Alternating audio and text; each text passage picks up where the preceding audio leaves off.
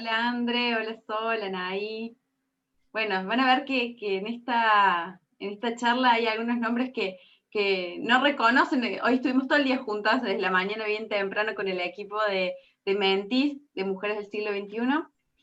Pero puntualmente esta charla la abrimos también a la comunidad de codocentes. Ya ahora Laura les va a contar un poco por qué y cuál es el contexto que también queremos darle a este espacio. Así que bienvenidas a todas a sumarse a este espacio de reflexión junto a Ana Paula y a Pablo Rivarola.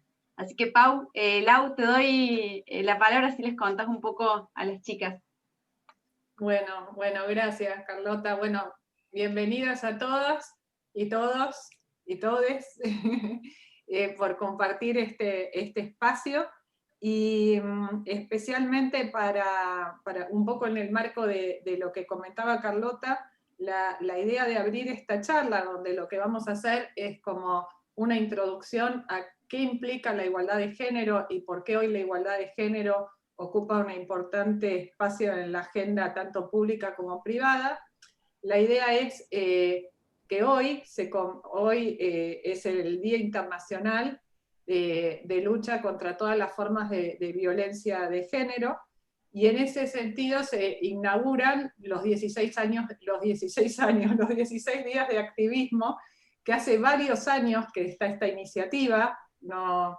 y que que todos los años se hace bajo la consigna de píntalo naranja, o la identificación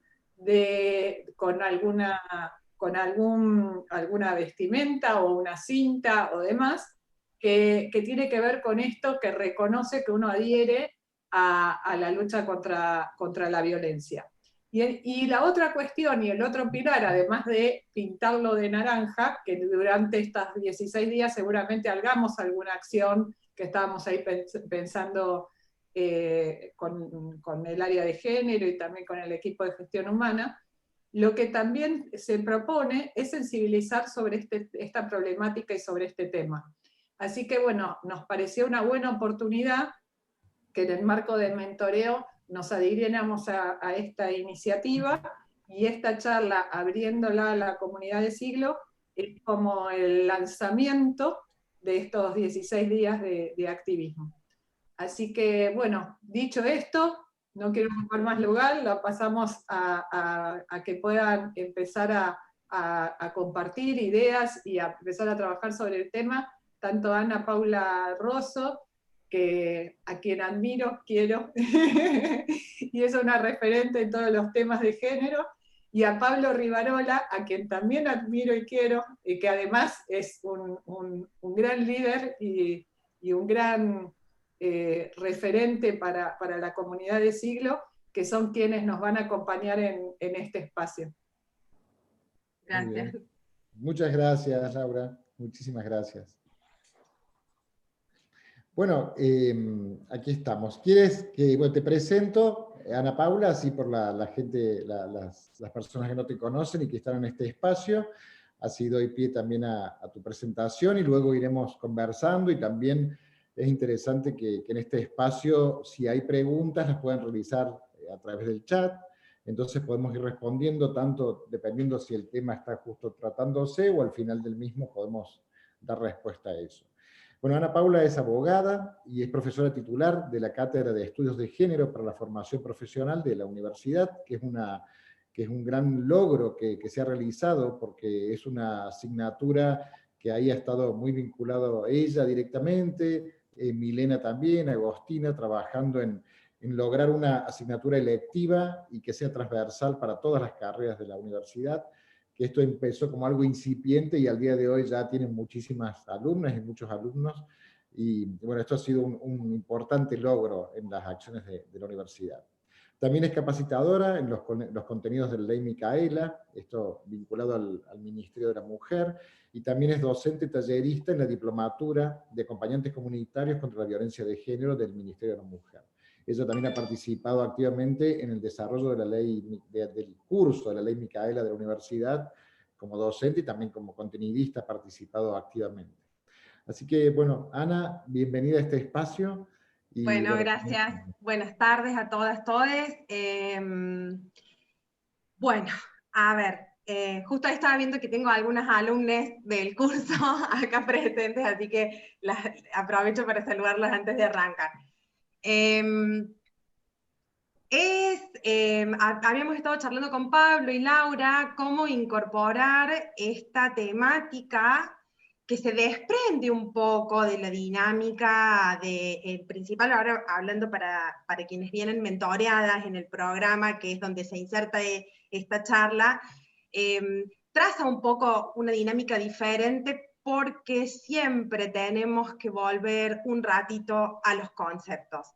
Siempre nos hace falta rever y fijar algunas bases para que podamos ver desde dónde estamos hablando cuando hablamos de género, cuando hablamos de sexualidades y cuando hablamos de violencias de género, justamente porque está intersectado o atravesado con muchas veces experiencias que tenemos del sentido común, y a veces nuestro sentido común está patriarcalizado o heteronormalizado, porque es una de las características, ¿no?, de la parte simbólica de la violencia, que es, hay un montón de formas de ejercicio, por ejemplo, de desigualdad estructural de género, que las vivenciamos como normales. Entonces, a veces puede parecer hasta no sé si un contrasentido, pero reñirse con algunas experiencias que hemos vivenciado y que vivenciamos, y formas en las que nos hemos educado, y formas en las que nuestras familias se han desarrollado, y formas en las que nos vinculamos, que entendemos como normalizadas o normales, y de repente pueden implicar una situación de desigualdad estructural, o lo que vamos a ver en el transcurso de la exposición, lo que CEDAW llama algunas formas de discriminación indirecta. Para quienes son codocentes y se unen a esta charla, y que ya han cursado la capacitación de Ley Micaela, hay algunos conceptos que le pueden llegar a parecer repetitivos, pero bueno, nunca está de más la profundización y el repaso, así que bueno, espero que para todas las personas que participan, Zoom no me deja compartir pantalla. Carlota, no sé si me podés ayudar. Sí, ahí te ayudo, Ana. Así comparto un PPT. Ayudada, ya está. Bien, gracias. Bueno, ustedes por supuesto pueden ir comentando, me pueden ir generando preguntas, Carlota, Pablo, Laura, por ahí yo al compartir pantalla medio como que les pierdo el registro del chat, pero vamos a ir frenando, ¿sí?, si hace falta. Como primera medida, y estando hoy en un día particular, porque hoy se conmemora, hoy es, el Día Internacional de Acción de Lucha en contra de toda forma de violencia a las mujeres e identidades de género no heteronormativas, también, ¿no?, podemos incluirlas en esta conmemoración. Se inician también los 16 días de lucha, o los 16 días de activismo, ¿sí?, que vienen impulsados por lo que tiene que ver con el activismo del género y los derechos humanos en el ámbito internacional. Entonces me parecía que podía ser una buena forma para iniciar, preguntarnos, bueno, ¿cómo es esta relación entre género y derechos humanos?, ¿sí? La primera relación que nosotros podríamos establecer tiene que ver con el tema de su resguardo, es decir, cuando nos referimos a que los derechos de las mujeres, los derechos de la disidencia son derechos humanos, y hacemos este hincapié porque hubo que hacerlo, ¿sí?, porque originalmente había un montón de derechos, o hace tiempo, antes de 1993, antes que se diera la conferencia de Viena y se reconociera que los derechos de las mujeres eran derechos humanos, muchas veces había derechos de las mujeres que a lo mejor hoy entendemos que son naturales y de toda la vida, que estaban puestos en disputa, ¿sí? Por ejemplo, podríamos pensar el débito conyugal, ¿sí?, que era una figura que en los códigos existía como esta posibilidad o esta conyugalidad y sexualidad debida entre esposas y esposos en un matrimonio, ¿sí? Era un deber, y nosotros hoy nos puede parecer hasta ilógico que en una pareja, sea matrimonio o no sea un matrimonio, si no hay un consentimiento, no hay posibilidad de tener una sexualidad sana, ¿no es cierto? Y que no sea violenta. Todas estas cuestiones que a lo mejor hoy entendemos como derechos consagrados, hasta el año 93 estaban en disputa, ¿sí? Tenían puesto un asterisco, tenían puesto una comilla con distintas gradaciones, ¿no es cierto? Entonces, la primera relación que hay entre los derechos humanos de las mujeres y disidencias es que hay, con el ámbito y el marco de los derechos humanos, es que en el marco internacional, tanto en ONU como en OEA, digamos que serían los dos órdenes que intervienen en Argentina, OEA por la región de las Américas y ONU por ser la institución global, se libraron o se dictaron dos tratados principales para pensar el resguardo, la protección y la promoción de los derechos humanos de las mujeres, con un fuerte foco en el derecho de la mujer a una vida libre de violencia, que ya es nombrado en la Convención de Belém do Pará, y en la Convención de CEDAW, como se la conoce, en la Convención de ONU, que es de eliminación de todas las formas de discriminación, que la conocemos como CEDAW por sus siglas en inglés, es un poquito anterior, no es específica sobre violencia de género, pero sí está pensando en los procesos de discriminación, está pensando en las formas de promover y proteger la igualdad de género frente a situaciones de discriminación estructural que se sostienen con la normalización de la desigualdad basada en el género, basada en el sexo o en la sexualidad de las personas. Vamos hasta ahí, ustedes me van interrumpiendo, o no interrumpiendo, pero van comentando si tienen alguna duda. Voy a pasar un poquito rápido esta parte, así no les aburro mucho, pero sí me parecía importante en esto que habíamos conversado con Laura, de poder entender, bueno, pero ¿y cómo llegamos a que se instale en agenda este tema? ¿O qué queremos decir? No sé si ustedes a veces escuchan, no, pero eso está instalado en la agenda. Bueno, pero ¿qué es que esté instalado en la agenda? ¿Sí? Que esté instalado en la agenda de un Estado significa que ha ingresado en el marco de las políticas públicas. Es decir, que el Estado ha tomado a su cargo la responsabilidad de promover, de proteger, de facilitar procesos, recursos y cambio estructural, ¿no? Cambio social, cambio estructural, cambio institucional, tendiente al respeto y al resguardo de los derechos humanos de las mujeres.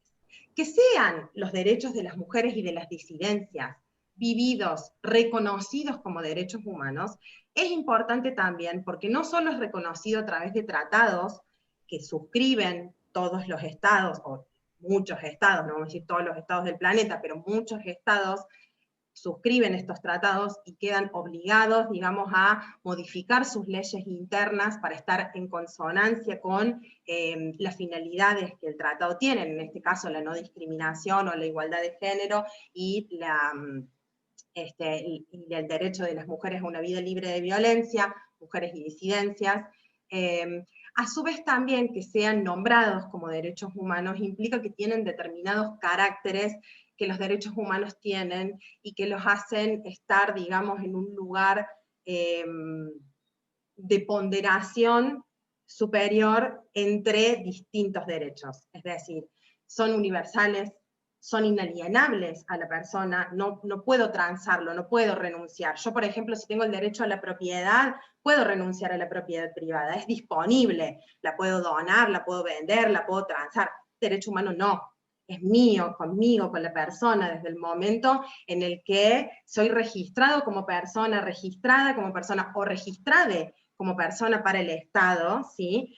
Hay una universalidad, una intransferencia, una imprescriptibilidad, es decir, el Estado, o cualquier Estado, ¿no? El argentino como cualquier otro, no puede decir frente a un derecho humano, bueno, va a haber un derecho a la identidad de género desde 1990 hasta 2015. Todas las personas que no se adhieran hasta 2015 van a perder esta oportunidad. No, eso puede pasar con una moratoria fiscal, eso puede pasar, pero no con los derechos humanos. ¿sí? Son indivisibles, es decir, que no es que la persona llega hasta un tope de derechos humanos acumulados y luego ahí ya estaría el resto, digamos, ingresarían cuando se dejen de gozar otros, por ejemplo. No son jerarquizables, no son reversibles, y esto es junto a la idea de que son progresivos, es decir, no podemos ir para atrás, ¿sí? Y vamos a tender siempre a un marco ampliatorio. Esta idea de irreversibilidad y progresividad en los derechos humanos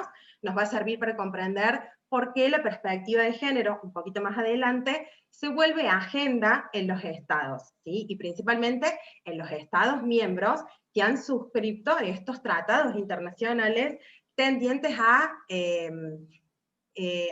promover la igualdad de género y tendientes a promover una vida libre de violencia, ¿sí? Bueno, una cosita que les quiero comentar frente a la idea de igualdad para pensar la igualdad de género que viene del Tratado de la CEDAW de ONU del 79, imagínense, allá, es que en un principio la idea de igualdad se veía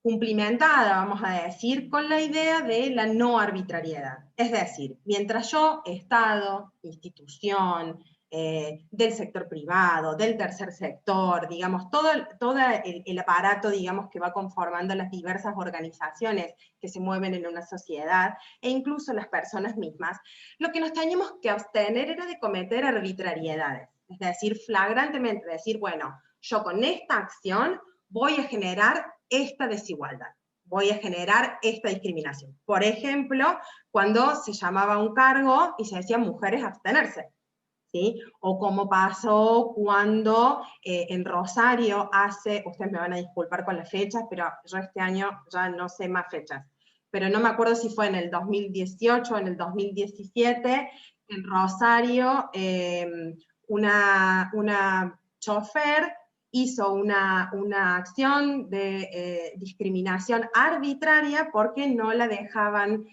acceder a competir con varones para la conducción de un colectivo, ¿sí?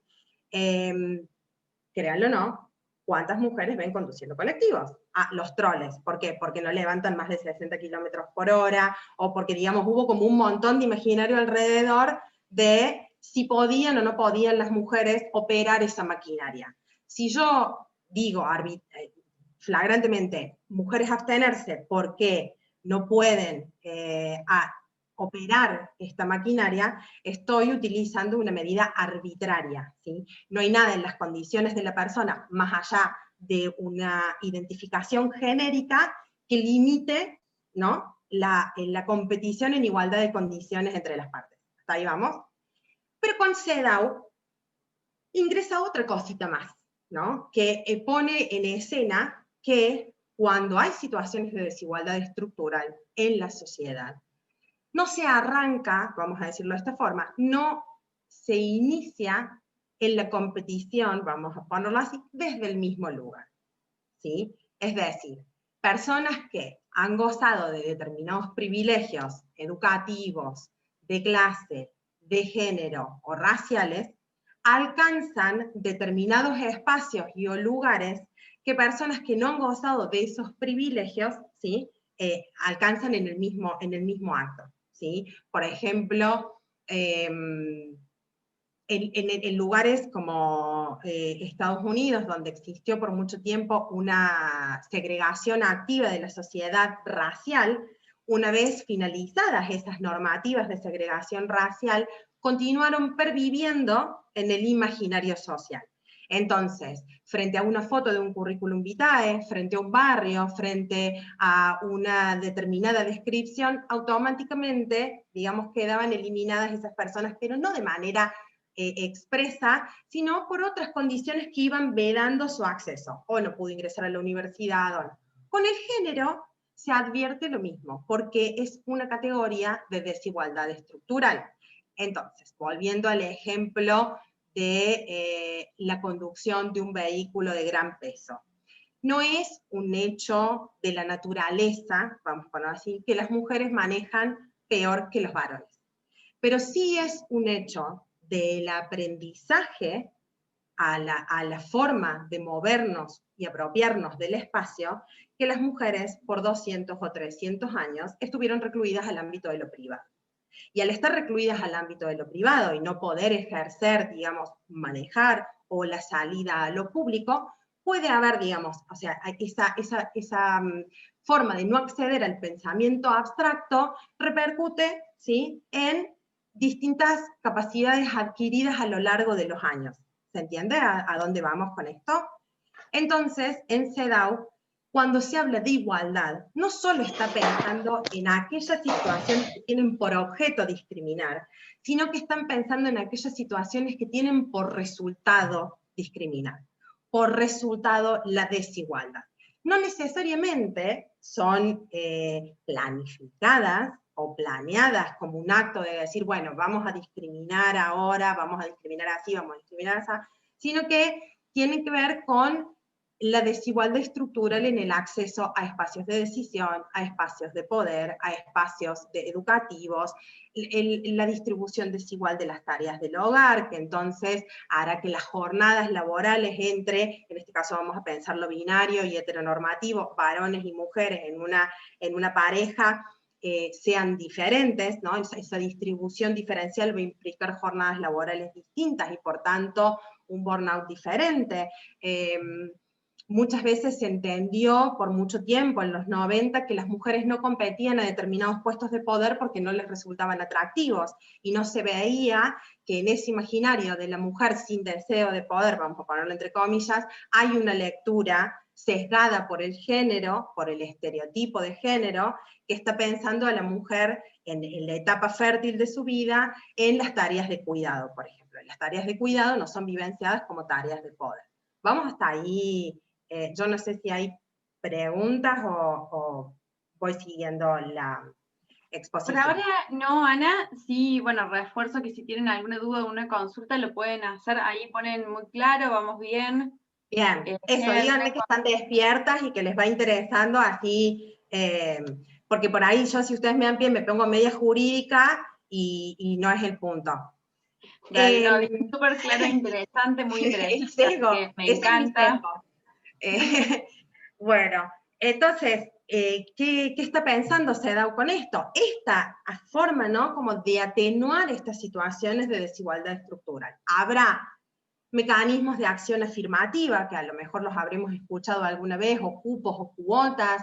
Acuérdense cuando creo que fue en 2017, se discutió la paridad 50-50 en el Senado, que se hablaba del propio mérito, donde, bueno, las personas llegan por su propio mérito, y entonces quienes discutían la paridad decían, sí, pero no estamos diciendo eso, estamos diciendo que hay situaciones que en la vida política, por ejemplo, hacen que la voz de la mujer en el espacio público no sea tan visible como la voz de los varones, y que las estructuras partidarias tienen un sesgo de género negativo.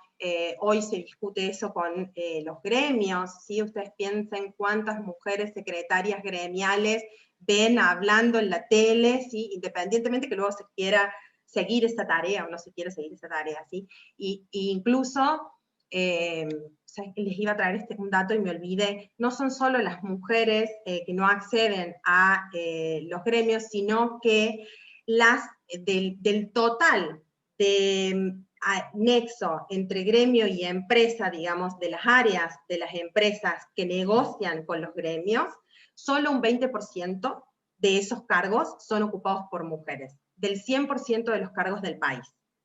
¿Sí? Eso nos dice algo, nos da alguna pauta. Esas pautas son las que estaba pensando, las que están plasmadas allá en el 79, en CEDAW, cuando dice hay que atender a las situaciones de desigualdad estructural. Ahora, ¿cómo atendemos a las situaciones de desigualdad estructural y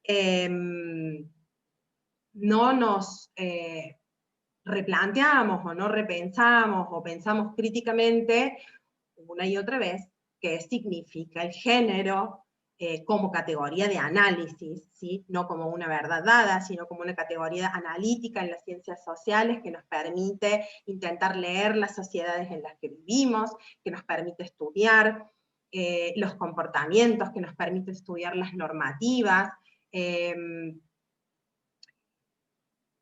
le vamos a poner un segundito, un paréntesis a eso, que ya lo vamos a rever con el concepto de género, y a mí me gustaría dejarles para después, o sea, para que después de que veamos el género, esta pregunta. La Convención Belém do Pará le dice a los estados, bueno, sumado a esto de evitar o empezar a modificar los patrones desiguales, los patrones de desigualdad estructural, para no tener por resultado situaciones de discriminación indirecta, ¿sí? Por oposición a la directa, que es la que tiene por efecto discriminar, y para movilizar, digamos, o plantear formas alternativas de vinculación en la sociedad, de vinculación en el ámbito laboral, en el ámbito familiar, en el ámbito interpersonal, en el ámbito público, privado, digamos, o sea, todas las formas de vinculación, se insta a los estados a modificar los patrones socioculturales de conductas entre varones y mujeres, en este caso, año 1994, cuando se suscribe Belém do Pará, tiene un sesgo binario, ¿no es cierto? Mucho de lo que nosotros vamos a ver tiene un sesgo binario que se va corrigiendo con tratados o con protocolos facultativos posteriores que van diciendo, bueno, donde se habla de la desigualdad de género, también se está hablando de las disidencias, ¿no es cierto? Todo es como, bueno, vamos abriendo el concepto de género y vamos pensando quiénes más van quedando excluidos por estas dinámicas de relaciones de poder que el género trae consigo, ¿sí? Pero Belém do Pará le pide a los estados partes que suscriben este tratado y les dice, bueno, hay que desarraigar estos patrones socioculturales que son negativos, que tienen prejuicios negativos de género. Por ejemplo, las mujeres no saben manejar, ese es un prejuicio negativo de género, no es un dato fáctico de la realidad, sino que es una construcción normativa que tiene un sesgo negativo para quien es vivenciado, digamos, en la dicotomía entre el que puede y el que no puede, quien está dimensionado en el lugar del no poder. También para modificar las costumbres y las prácticas sociales, ¿sí? Que estén pensando o se basen en sostener situaciones de inferioridad o superioridad de cualquiera de los géneros. Ahora, la pregunta es, ¿cómo hacemos esto? ¿Cómo llegamos a hacer esto? ¿Cómo lo cambiamos? ¿Lo cambiamos por una ley? ¿Nos alcanza el cambio normativo? ¿Qué necesitamos hacer como Estado, como sector privado, como tercer sector, como sociedad, como individuos, para hacer esto que Belém do Pará pide, ¿sí?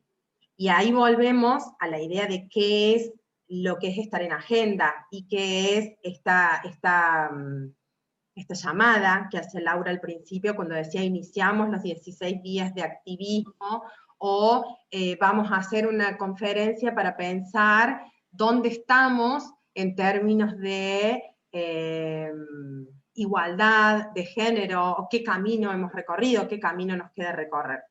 Entonces les voy dejando la pregunta para que la vayan reflexionando, es si el cambio legal, normativo, nos alcanza para desconstruir los patrones socioculturales sobre el género, ¿no? ¿Y qué hacemos con esa pregunta y con ese mandato que tiene Belém do Pará hacia los estados que lo han suscrito? ¿Es solo una obligación del Estado? ¿Cómo le pone en ejercicio? Más hoy que estamos viendo, ¿no? Cómo el Estado se tensiona frente a la obligatoriedad de determinadas cuestiones, cómo se pujan los derechos, cuándo hay un derecho, cuándo no, frente a situaciones de desigualdad estructural tan arraigada. ¿Cómo hacemos para propender al cambio sociocultural? ¿Sí? Les voy dejando esa pregunta. Pablo, no sé si... ¿Sigo? Estás muteado. Bueno, una de las acciones que toma el Estado, digamos, en cumplimiento de Belém do Pará, es la sanción, por supuesto, de una ley en contra de la violencia de género, que baje, digamos, o sea, que traiga, que represente dentro de una legislativa válida dentro del Estado argentino, las obligaciones a las que Argentina se obligó, valga la redundancia, al momento de suscribir el Tratado de Belém do Pará, ¿sí? el Tratado de Belém do Pará entra a la ley, digamos, argentina, pero no se aplica de manera directa, sino que necesita ser traducido en una ley local, que es de orden público, es decir, que se aplica en todo el país. No puede, por ejemplo, una provincia X decir, no, vamos por ejemplo a Córdoba. Córdoba no adhiere a la ley de violencia de género, entonces en Córdoba la violencia de género no está regulada. No se puede. Lo que sí se puede hacer en distintas provincias es tener distintos mecanismos, acciones, procesos y procedimientos. Eso sí se hace por cada provincia, no lo hace la nación, no le dice Córdoba, usted tiene que tener tantas políticas públicas, Córdoba hace las suyas, con mirada en esta ley nacional. Ahí Pablo sí tiene como mucho más recorrido en el ámbito de la bajada en práctica, ¿no? Sí, sí, es cierto. Sí, ahí, bueno, es interesante porque esto que comentás, justamente Córdoba es una provincia que ha sido pionera, ¿no? Sobre todo, bueno, tiene varias cosas, ¿no? Es una provincia con mucho movimiento social también, y muy presente la defensa de los derechos, ¿no? Que siempre ha sido así, muy activa. También es cierto que es de alguna forma la adopta, ¿no? Como cuna del derecho y ser un referente. También en políticas de género se ha destacado, y en ese tema es algo que hemos trabajado y ha participado también Ana, y actualmente justamente en el Ministerio de la Mujer se ha creado en 2016 el primer centro integral para atender a varones que han ejercido violencia. Que lo interesante de esto es que es el primer centro en Latinoamérica, no hay, por si en Argentina al día de hoy todavía no existen en otras provincias, hay algún cliente en algún lugar, pero Córdoba al día de hoy tiene este centro, y por el que en la actualidad hay más de 1000 varones en atención, ¿no? como procesos activos de atención, de tratamiento, y justamente la universidad, digamos, lo que organizamos fue un trabajo conjunto, junto con el Centro de Varones y algunas de las carreras, como la de psicología, también la de promoción de niñez y adolescencia, donde se empezó a articular de qué forma comunicarnos con los varones que estaban en un tratamiento de forma remota, ¿no? Cómo hacer esta intervención cuando empezó la pandemia, que antes era presencial, cómo llevarlo a la virtualidad, y ahí hubo una participación muy activa de docentes, de alumnos y alumnas de siglo, que generaron recursos tanto para la atención telefónica como videos para acompañar en los procesos de tratamiento de los varones. Lo que este centro o estos espacios que siempre fueron muy cuestionados, ¿no? Es decir, ¿por qué se tiene que hacer esto? Evidentemente, digamos, su origen fue justamente la prevención de la violencia, porque no tenía mucho sentido simplemente hacer medidas de exclusión del hogar a un varón violento, por ejemplo, y dar ayuda económica o acompañamiento a la mujer que había sido víctima, si no se tenía intervención y seguimiento de lo que sucedía con el varón. Claro. Entonces, Claro. ahí aparece esto que decís vos también, ¿no? De cómo la concepción política, y ahí es importante las universidades, y en particular Siglo tienen mucha presencia en ello, es de la consideración de que la educación es lo que genera cambios, no es una cuestión de normativas. La normativa, esto que decimos, permite realmente establecer pautas, ¿no? Y de intervenciones que son absolutamente necesarias, porque si no cada uno haría lo que quisiera. Pero sí que considerando la educación como algo prioritario. No se trata, que esto también es importante destacarlo, no se trata de una patología, ¿no? La violencia de género. No hay, en el caso del centro de varones, no llega ni al 1% el varón que tiene algún tipo de cuadro psicopatológico, digamos, no hay esto. Con lo cual hay una cultura, y tampoco tiene una diferencia social, económica, ¿no? Esto de todas las clases. Atraviesa, ¿no? Es transversal a todas las clases. Todas las clases, las edades, porque hay desde jóvenes de 18, 17 años hasta personas mayores de 70 años, Sí. ¿no? O sea que esto lo atraviesa realmente todo, y entonces ahí justamente aparece, tiene mucho más sentido lo que comentabas de esta cultura sobre que nos ha atravesado a todos, y que no estamos exentos de ello, ¿no? Uh-huh. Tanto en los espacios escolares, familiares.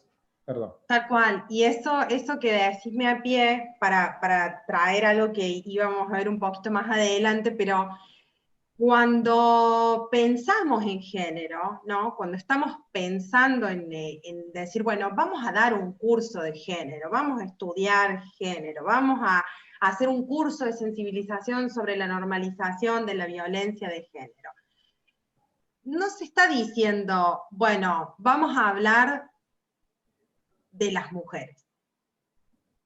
¿Sí? Digamos, género no es igual a mujer. Ahora, la ley hace hincapié en la forma en la cual son subalternizadas, vulnerabilizadas las personas a través de su género. ¿Sí? Yo por ahí a veces en clase siempre les propongo, tratemos de pensarlo con la categoría raza, que es otra categoría social que muestra desigualdades estructurales de poder, que por ahí nos está un poquito más despejada, no porque en Argentina no haya racismo, sino porque no lo trabajamos mucho, pero que tenemos como una mirada más, digamos, hay como un proceso más en la que nos resulta por ahí más fácil despegar cómo funciona, digamos, una desigualdad estructural con la base en la racialidad. ¿Sí? Entonces, cuando la ley de violencia de género, como cuenta Pablo, habla de las formas de ejercicio de violencia de género, está hablando de las formas de ejercicio en las que determinadas personas son subalternizadas o vulnerabilizadas por y a través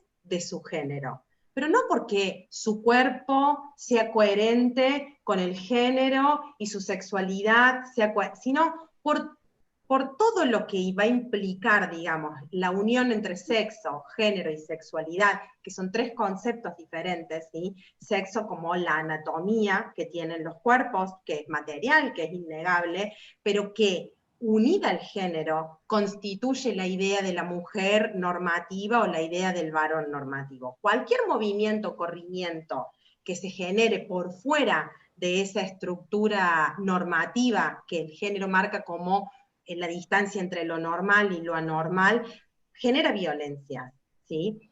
Entonces, lo que la ley está pensando, lo mismo con la sexualidad, ¿sí?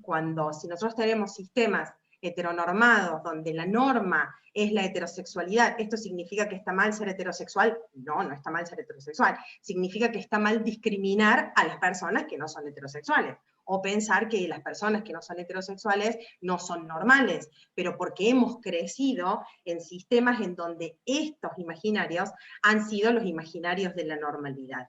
Las leyes de violencia de género vienen a pensar esto, en distintos márgenes, en distintos ámbitos. Algunas se darán en el ámbito de lo doméstico, que tenemos visto que es uno de los ámbitos de mayor ejercicio de violencia, uno de los ámbitos más inseguros para las mujeres. Pero no es el único. Las instituciones y las instituciones públicas, las instituciones privadas y el entramado social están también representados en el Tratado de Belém do Pará y en la ley argentina que retoma del Tratado de Belém do Pará sus normativas. ¿Sí? No es un invento de Argentina, no es que Argentina dictó una ley única en todo el territorio de América Latina. Casi todas las leyes de violencia de género del área, de la región americana, tienen el mismo, con sus matices por supuesto, pero tienen un mismo norte porque responden al Tratado de Belém do Pará. Y se dictan después de que Brasil sea condenado por el incumplimiento del Tratado de Belém do Pará, después de la doble tentativa de femicidio de María da Penha, ¿sí? Que llevó al Estado de Brasil a un litigio ante la Corte Interamericana de Derechos Humanos, ¿sí? Por la inacción del Estado en juzgar y reparar la violencia de género que había sufrido en manos de su compañero, ¿sí? Entonces me parece interesante lo que dice Pablo, porque nunca estudiamos género hablando solo de mujeres, hablamos de los dos siempre, o sea, en realidad hablamos de relaciones de poder, hablamos de cómo se engarzan las relaciones de poder entre los géneros, en la sexualidad o con el sexo. Eso es importante que esté claro, porque el género es una construcción cultural. Yo les había traído una definición, ciña, aquí. Lo miramos de manera analítica, es decir, yo no digo el género es, y salgo a decir el género es tal cosa, y es inmutable, y es natural, y es constatable. No, el género es una construcción sociocultural. Nuestras abuelas de 1910 habrán vivido construcciones socioculturales de género que no vivimos nosotras. Nosotras podemos votar, podemos ir a la escuela y yo puedo estar dando una clase. Eso, antes de 1930, no era posible, porque las mujeres no podían ir a la universidad porque se entendía que el cerebro de las mujeres era más pequeño que el cerebro de los varones. Y eso lo decía la ciencia médica. Y entonces ahí teníamos una ciencia dura, una disciplina que pesaba un cerebro, pesaba otro cerebro, y decía, ah, no, bueno, este cerebro carece de las capacidades intelectuales por su peso, su morfología, entonces queda relegado a estas tareas. Eso tiene un carácter cultural, construido, que lo vamos, o sea, que va atravesando distintas etapas, ¿sí? Lo mismo las mujeres del 50 o las mujeres del 70, digamos, hemos ido atravesando diferentes etapas y en esto, lo que conversábamos con Laura, hay una relación constante entre lo que puede llamarse el activismo, ¿sí? Que puede ser parte de la militancia feminista, como puede ser parte de la militancia en ONGs o el ejercicio del tercer sector, de presionar que determinados derechos entren en la agenda internacional de derechos humanos. Es decir, primera conferencia de la mujer, voy a volver un poquito para atrás, fue antes de CEDAW, México, 75, diseño de la mujer. Desde 1975 hasta 1985 va a ser el diseño de la mujer. No hablábamos de violencia de género en esa época. En esa época pensábamos si nos podíamos meter en el hogar, ¿sí? Y decir algo sobre qué pasaba en el matrimonio. 1985 en Argentina todavía no existía la posibilidad de divorciarse. Entonces no había posibilidad de si yo estaba en un matrimonio violento, por ejemplo. Les pongo ejemplos, ¿no? Como para que vayamos viendo. Yo se los hago desde la ley, pero ustedes los pueden ir trasladando a otros espacios, ¿no? Nairobi, 85, empiezan a decir, che, miren que por el diseño que pasó no estamos hablando de violencia de género, hay una resistencia de los estados en cumplir lo que en estas conferencias de las mujeres acordamos, a su vez las conferencias van generando protocolos de actuación, los protocolos facultativos de actuación son suscritos por los estados, que aceptan que vengan comisiones a chequear cómo va cumpliendo el país, cada estado, digamos, que suscribe los tratados y cada estado que suscribe las plataformas de acción de las conferencias. Copenhague en los 80 se dice lo mismo hasta que llegamos a Beijing en el año 95, y ahí sí hay un quiebre. Piensen que en el 93, en la conferencia de Viena, se reconocen que los derechos de las mujeres son derechos humanos. Entonces, miren si no hay un cambio, que en el 95 ya hablamos. Dos cosas muy importantes tiene esta conferencia. Trae el concepto de género, ¿sí? Que no era nuevo, las feministas, la teoría feminista lo venía trabajando desde el año 1960, y llega en el 95 a ser receptado, pero una vez que es receptado, como decíamos con Laura, empieza también a atravesar otro proceso, digamos, entra en lo que tiene que ver, digamos, con la agenda internacional. Entonces Beijing receta este concepto de género, de estos patrones socioculturales que no son naturales o inmanentes a la persona, sino que están relacionados en la forma, en los procesos simbólicos que nos vamos socializando, ¿sí? Hay una relación simbólica que se vuelve constitutiva para los sujetos, por eso la sentimos tan propia y tan natural, y por eso a veces parece hasta un contrasentido a algunas de las cuestiones que se plantean con el género, y tenemos que estar reaprendiendo, como dice Pablo, reeducándonos, pero somos plásticas, tenemos la posibilidad, ¿sí?, de abrir y pensar alternativas y programas alternativos y parámetros alternativos de regulación de los derechos. Luego, Laura, no sé si hay algunas otras como que se van de Beijing, todavía sigue en acción, ¿no es cierto? Y ahora viene más 25.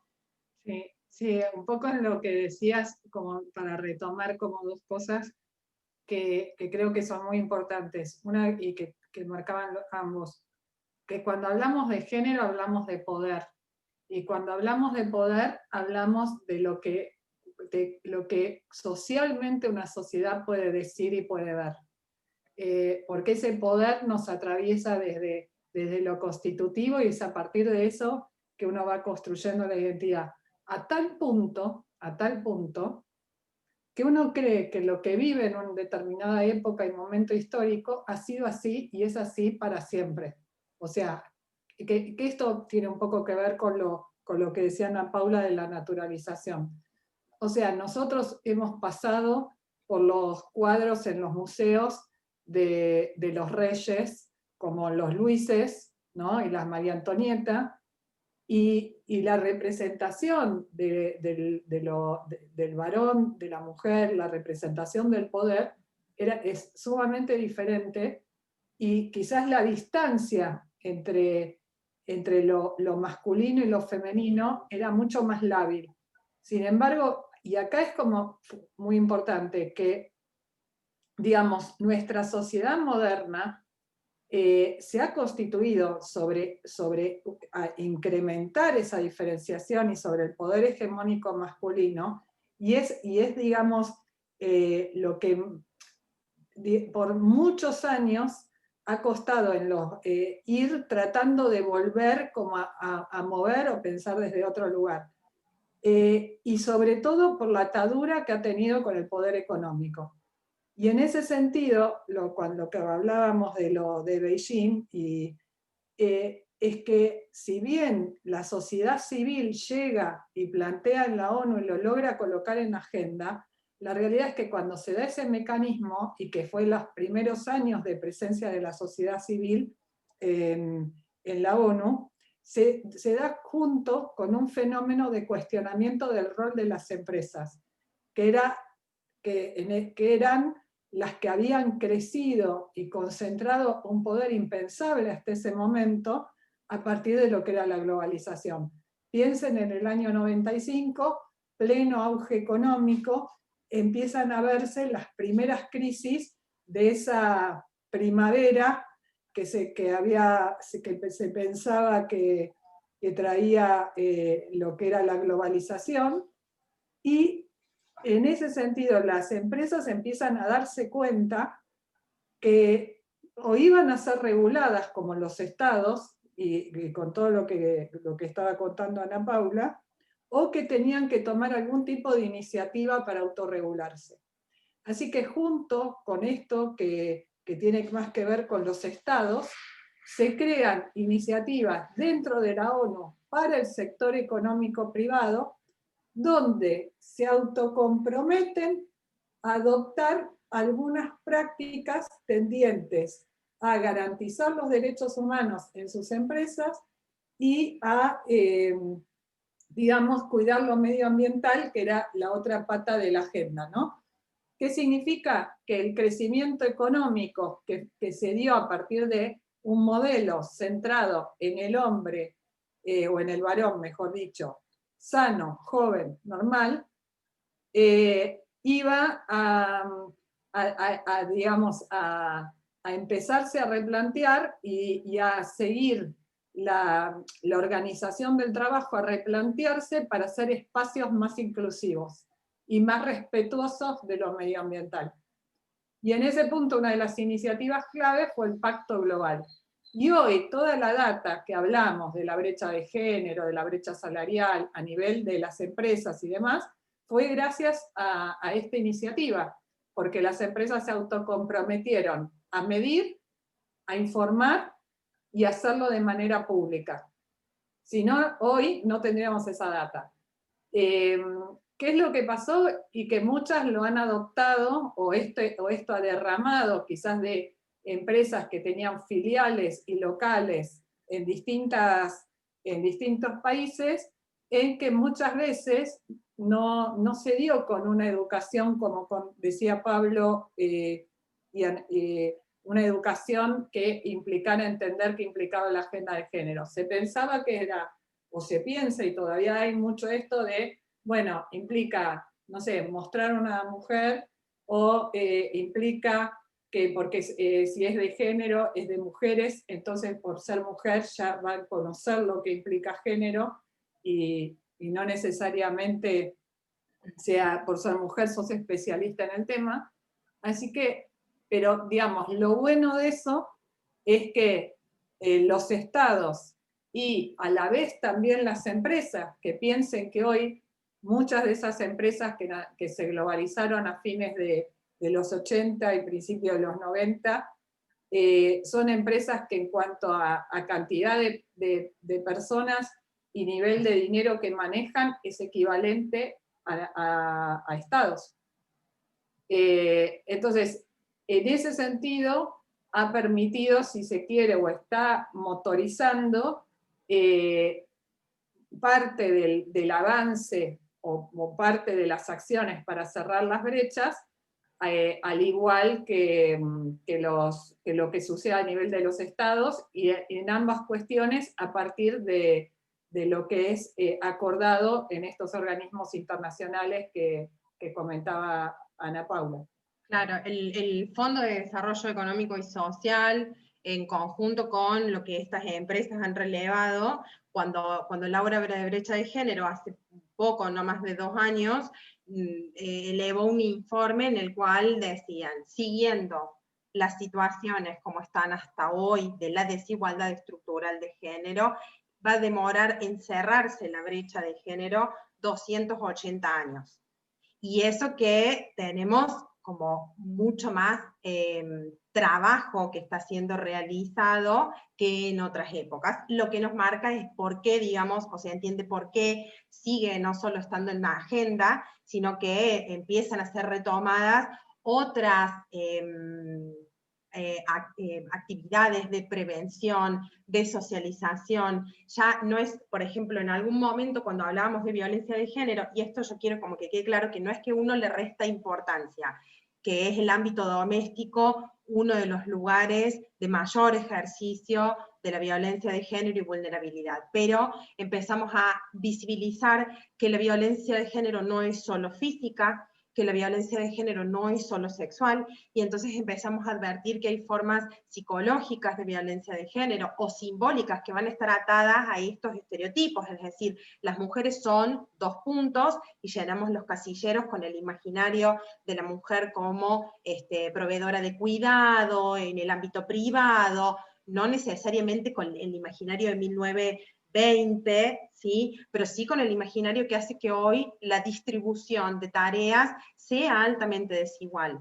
Y esa distribución desigual de tareas es una doble jornada laboral, ¿sí? Para quienes viven en familias que por ahí corresponsabilizan más las tareas de cuidado, entenderán la carga que las tareas de cuidado implican. Y no son solo hijos, son adultos mayores, son familiares, digamos, toda la actividad de cuidado representa una economía indirecta que no se ve, que no se vive, que no se toma dentro de la economía central. Que no se monetiza, que no se monetiza. No se monetiza.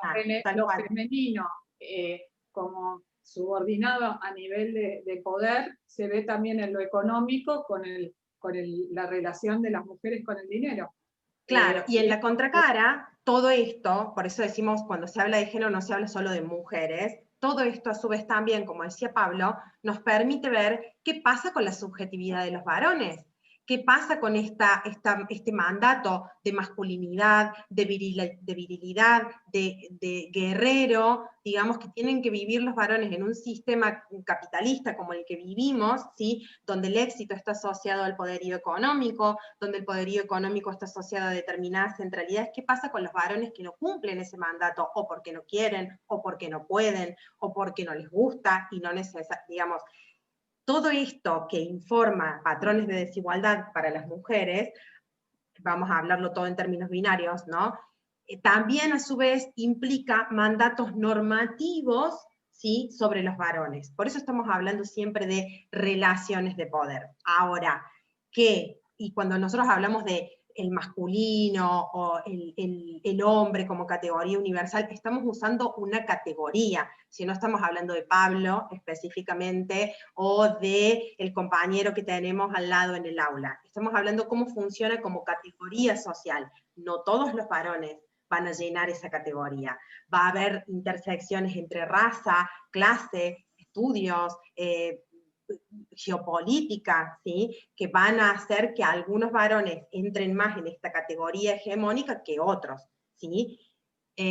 Pero ¿sí? A la hora de disputar las relaciones de poder de género, suelen ser más desfavorables, el sesgo negativo suele estar para lo que construimos como mujer o feminidad. Eso queda claro, porque eso por ahí es como un punto medio que a veces no sé si se entiende muy bien o está bien expresado en todos los espacios, ¿no? Que el género hace referencia a esto. No sé ustedes qué opinan, si lo tenían visto así o pensaban que era otra cosa, quienes escuchan por primera vez sobre género, porque a lo mejor hay otras personas que ya están más formadas y les estamos haciendo repasar los conceptos. Vos, Carlota, avísanos si alguien hace algún comentario, yo voy a seguir por el tiempo. Dale, sí, Entonces, por ahora está claro. ¿Viene claro? Sí, todas han propuesto, han escrito por el chat que queda claro, clarísimo, súper claro. En el debate inicial, cuando se empieza a hablar de género en la OFI, ahí Anaí quiere hacer un comentario y yo te lo traigo en un ratito si querés avanzar. Dale, bueno, yo termino de explicar entonces como las dos partecitas del concepto de género.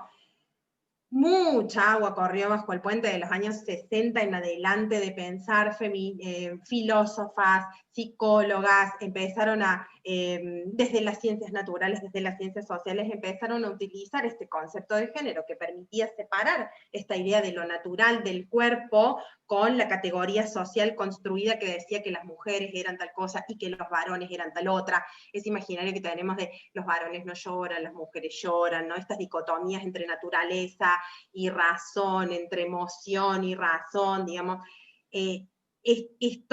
esta categoría cultural les permitió decir, bueno, en el concepto de género hay en principio, y que suelen mantenerse a través del tiempo, por más que está abierto y lo vamos complejizando con el tiempo, como dos elementos que están presentes siempre. Por uno, es que se vuelve un elemento constitutivo de las relaciones basadas en las diferencias que distinguen los sexos. O sea, que es una categoría que nos permite hablar de una dicotomía entre lo masculino y lo femenino, y que está anclada en una normalización de cada uno de sus extremos. ¿A través de qué? A través de símbolos culturales disponibles, ¿no? Que nos permiten generar estas representaciones de la masculinidad y de la feminidad, que se vuelve identidad subjetiva para quienes son estructuradas en esos sistemas, yo, ustedes, nosotros, todos, no hay una afuera de esto, ¿sí? No es que está una persona que no fue socializada en género y viene vacía de contenido, no, acá todos hemos sido socializados en estructuras, en relaciones de poder de género, y es un proceso constante de revisión. Pero tiene una particularidad, es que esta categoría analítica, que se llama género, se muestra como si fuera producto del consenso social. Es decir, estábamos todos de acuerdo. Estábamos todos y todas de acuerdo que las mujeres se quedaban en casa, y estábamos todos y todas de acuerdo que los varones salían al ámbito público. Estamos todos de acuerdo que si entramos a la RAE ahora mismo y buscan el significado de mujer pública, el diccionario va a decir prostituta. Y si van y buscan el significado de hombre público, como categorías, va a decir hombre que está en política, ¿sí?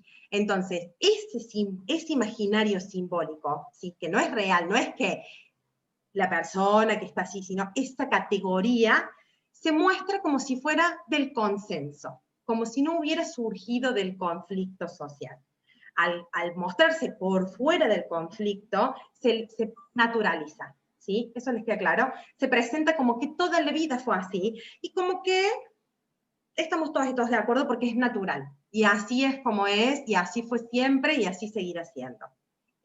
El género tiene esta particularidad que lo hace muy complejo y nos va a dar a estos conceptos normativos, y nos va a dar la segunda parte del concepto de género que decía Laura y decía Pablo, es que siempre estamos hablando de relaciones de poder. No estamos hablando de patologías en algunos varones y de sumisión descarnada en algunas mujeres. No, estamos hablando que entre todas y todos hay, digamos, en el concepto de género, hay relaciones, se trazan relaciones de poder entre lo masculino y lo femenino, o el imaginario normativo de lo masculino y de lo femenino, ¿sí? Que estructura nuestra percepción y organización concreta y simbólica de la vida social, ¿sí? Y el género entonces se vuelve un facilitador para decodificar los significados y comprender, ¿sí?, las formas de las relaciones en la interacción humana. ¿Entienden esa parte? Digamos, por eso tiene una densidad tan espesa el género, y por eso a veces nos es tan dificultoso empezar a desmenuzar, ¿no? Ah, miren, acá había un estereotipo de género, no me había dado cuenta. O cómo es que yo pienso esto si yo soy feminista, por ejemplo. O cómo es que yo pienso eso si estoy a favor de los derechos de las mujeres o a favor de los derechos de esta... ¿Sí? Tiene que ver con esto, porque desde acá está estructurada, ¿sí?, la forma en la que comprendemos la distribución del poder. Y en eso hay un control diferencial. Entonces, cuando nosotros decimos el masculino universal, hablamos de este imaginario androcéntrico que permitió a los médicos de una determinada época considerar que por el peso del cerebro las mujeres podían no hacer determinadas cuestiones, o no debían, por ejemplo, estar en política o votar. ¿Sí? Digamos, entonces, ¿había una maldad en esos médicos?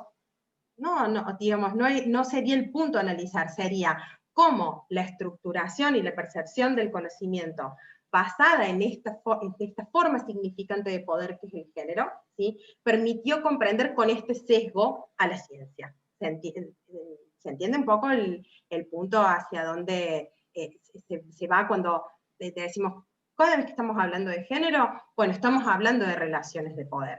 Y como estamos hablando de relaciones de poder, es la perspectiva de género, un poco, digamos, después de toda esta introducción, lo que sería la propuesta para ustedes como herramienta, tanto para quienes están haciendo el mentoreo como para quienes son codocentes en la universidad, y creo que también es un poco la perspectiva que la universidad está ya desde hace un tiempo abocada a transferir y a poner en las aulas, en los distintos espacios académicos dentro de lo que le compete, ¿no es cierto?, que es intentar incorporar una perspectiva alternativa. Alternativa, si pensamos que la hipótesis actual es la androcéntrica, ¿sí?, pero no es actual en la universidad o en Argentina, es, como decía Laura, global, digamos. Entonces, esto es esta perspectiva de género, que es un concepto que surge en ONU, que se llama Gender Mainstreaming, que surge en el Foro Económico y de Desarrollo Social, tiende a decir, bueno, ¿cómo facilitamos o a través de qué herramientas? Y ahí volvemos a la pregunta del inicio, ¿cómo hacemos el cambio social? ¿Cómo hacemos este cambio de patrones socioculturales? Y algo que nos preguntábamos con Pablo y con Laura cuando estábamos pensando este panel, ¿no? De decir, bueno, estamos parados acá, hemos llegado acá después del activismo, de la incorporación, del trabajo con el sector privado, el público, hay agenda internacional, hay agenda local. Bueno, pero ¿y cómo? ¿Cómo seguimos, no? ¿Cómo hacemos eso? ¿Sí, no? Yo quería hacer un comentario en esta línea, que quizás como para retomar esto de la perspectiva. Toda sociedad, ¿no?, o toda sociedad define lo que considera verdadero y valioso. En ese sentido es el lugar del poder, es el lugar de lo que considera que es la verdad y lo valioso. Nuestra sociedad, cuando uno habla de la perspectiva androcentrista, significa que el lugar de cómo fue pensado lo humano tiene que ver con la preponderancia de lo masculino, y lo masculino asociado a una serie de características.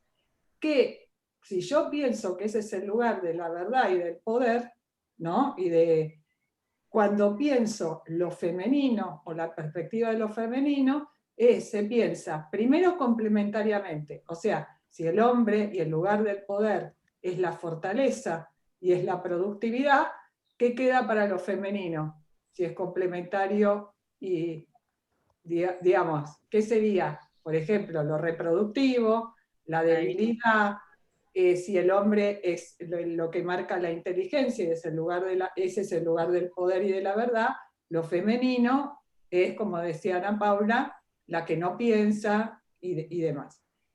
En el medio, todo lo que estaba en el medio es lo que se invisibiliza, lo que la sociedad no la puede ver, no le puede dar sentido.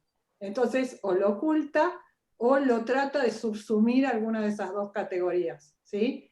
Y esto es móvil en las sociedades. Por ejemplo, lo que contaba Ana Paula de la medicina es un lugar de masculinizado y de poder a partir de que la ciencia médica pasó a ser un negocio, ¿sí? A partir de la asociación, que la medicina fue originariamente femenina, porque tenía que ver con hacerse cargo de lo doméstico, en la casa del enfermo, de la poción, o sea, era el terreno de las brujas, el terreno de la química, y si ustedes ven en todos los símbolos, eran femeninos. Y de hecho las universidades tenían lugar, tanto en Europa como tempranamente en Estados Unidos, a las mujeres de esta profesión que no valía nada, porque era, imagínate, cuidar enfermos, oloroso, viste, transpirados, afibrados, que se te moría. No la quería nadie. Con Rockefeller, como uno de los centros de poder, cuando llega a Boston y ve lo que iba a ser que se monta sobre los negocios de laboratorio, la universidad lo primero que hace es cerrar las puertas a las mujeres, la admisión de las mujeres, y decir que la medicina iba a estar más dotada para los varones. Entonces digo, y lo mismo sucedió ahora con sistemas, ¿viste? Ahora que tanto nos rasgamos las vestiduras, sistemas, sí. Cuando nace la carrera, eso Pablo, que somos más cogeneracionales, era una carrera de minita, ¿no? El que iba a ciencias exactas y estudiaba sistemas es porque a las mujeres no le daba la cabeza para la física, ¿viste? O en su momento para la filosofía. En la medida y cuando hay cosas que tienen que ver con lo femenino, que está asociado al poder y a lo económico, entonces ahí se da vuelta la taba y se masculiniza. ¿Sí? O la feminización tiene que ver con que la sociedad quita del lugar central, de la perspectiva central de poder, determinada actividad económica, la enseñanza. La enseñanza, cuando se universaliza la educación primaria y se genera la educación pública, se feminiza. Y eso implica menor paga y menor reconocimiento social a lo que era la generación de mis bisabuelos, que era el maestro, que era un político, era un rol político, educada a la clase política, y era impensable que esté en menos de una mujer, salvo una institutriz que eran los primeros años. Y eso que decís, Lau, esa llamada que haces, me parece fantástica porque nos permite entender cuál es la propuesta de la transversalización de la perspectiva de género, que es justamente ver y comprender o intentar hacer el esfuerzo, intentar comprender todas estas formas en las que la mirada de los varones, o sea, la mirada de lo masculino se ha asumido como lo humano, ¿sí? Es decir, como que la categoría ser humano es igual a hombre, ¿sí? Encontrarlas y corregirlas. Pero corregirlas, para la perspectiva de género, no es pasar a una centralidad de lo femenino, sino que es poner ahí, en el ojo, las relaciones de poder. Y hacerse estas preguntas. Lo que quedó a la sombra. Es incluir exactamente. Filósofas, pintoras, siempre hubo. El tema es que no estaban en el lugar del poder o en el lugar de la hegemonía. Entonces, el ir hacia ver la otra perspectiva tiene que ver con revalorizar aquello que es el punto de vista que quedó a la sombra. O sea, por eso es el tema que decía Ana y que decía Pablo, que esto está acá, de cuestionar todo el tiempo lo que creemos obvio, normal, verdadero, único. Está, digamos, dentro de esta filmina que les acabo de poner mientras Laura iba hablando. Ustedes pueden ver ahí que la idea, ¿no?, de que podamos comprender cómo es este carácter normativo del género, cómo marca este deber ser mujer, deber ser varón, deber ser una sexualidad, deber ser un determinado cuerpo, digamos, cómo todo esto se vuelve lo que podríamos decir con Foucault, un gobierno de las poblaciones, ¿no?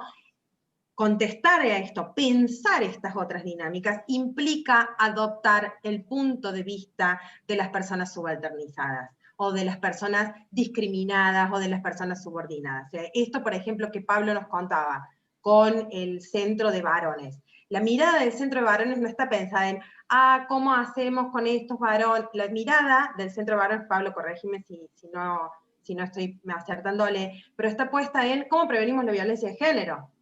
Va hacia las relaciones de poder que generan o que se vinculan o que validan, legitiman o normalizan la violencia de género y trabaja desde ahí, ¿sí? Entonces está mirando con perspectiva de género con un sesgo positivo desde el punto de vista de las personas subalternizadas, porque estamos paradas en cómo prevenimos y frenamos y acabamos con la violencia de género. Entonces está vista desde esta perspectiva, pero para trabajar sobre quienes ejercen violencia de género, ¿sí? Que es distinto que si yo trabajo desde la mirada de quien ejerce violencia.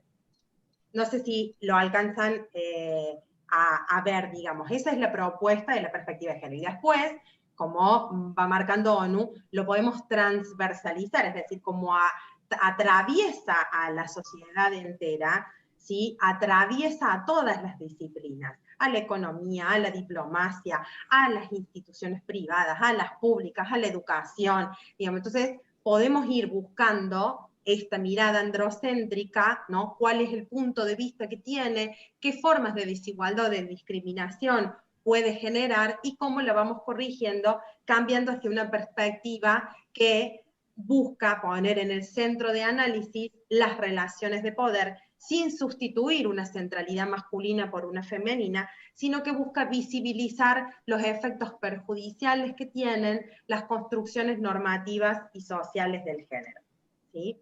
Yo creo que, no sé si hay muchas preguntas, pero por la hora capaz que podríamos pasar a hacer una charla con las alumnas, y toda la parte traía más de violencia, Sí. Pero me parece, no sé a ustedes qué les parece por la hora. Sí, sí, me parece bien, Ana. Estaría bueno escuchar alguna opinión de las personas que están participando, porque, bueno, aparte veo que se han sumado también decanas, hay directores y directores de carrera, o sea, bueno, hay equipo también de universidad, así que está bueno el espacio.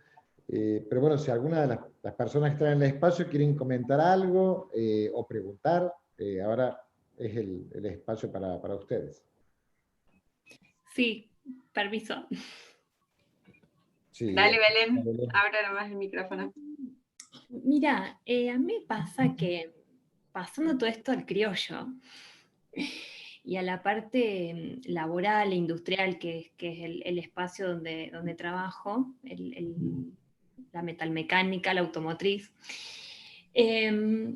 pasa que a veces, o supongo que en todos los espacios, pero nos es difícil por ahí traccionar desde el área de recursos humanos esta perspectiva de género o temática de género. Yo de a poco voy aprendiendo términos y seguramente cometo errores porque obviamente no lo tengo bien internalizado y a veces se me mezclaba justamente esto que vos decías al principio, ¿no? Esto de relacionar el género con la mujer.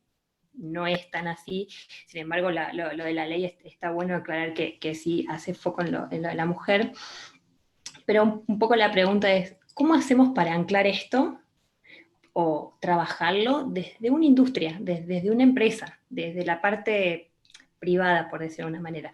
Y por otro lado, mi duda es, a nivel público, ¿cómo, a ver, no sé si es a través de una política pública, cómo es ese trabajo y esa bajada a cada una de las instituciones, los municipios, todo ese entramado o matriz jurídica, pública, cómo es que se va trabajando aguas abajo, digamos?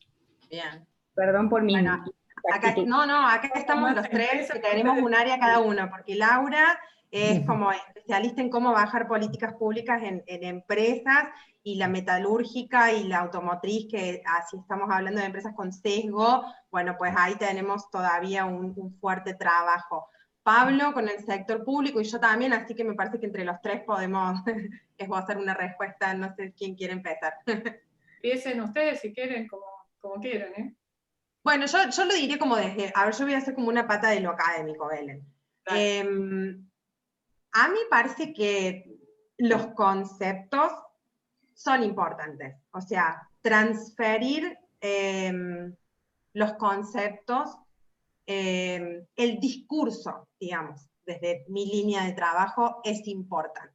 ¿Qué digo? ¿Cómo digo? Si en mis comunicaciones en recursos humanos uso lenguaje no sexista o no, si hablo con el masculino universal o incluyo a mujeres, o si es más, soy un poco más y me atrevo a usar lenguaje inclusivo, no, digamos, otra disputa ahí adentro, ¿no? Pero por lo menos, al menos, lenguaje no sexista, ¿no? Si vas a entrar en una empresa donde recién lo vas a empezar a hablar, por ahí no vas a empezar con la E, porque probablemente te dejen de escuchar. Pero, claro, por decirlo de alguna forma, pero ¿y esta chica que está hablando? Pero sí me parece, ¿no? Como decir, bueno, ¿cómo vamos a hacer las búsquedas laborales? ¿A quién nos imaginamos que va a entrar en esta búsqueda laboral?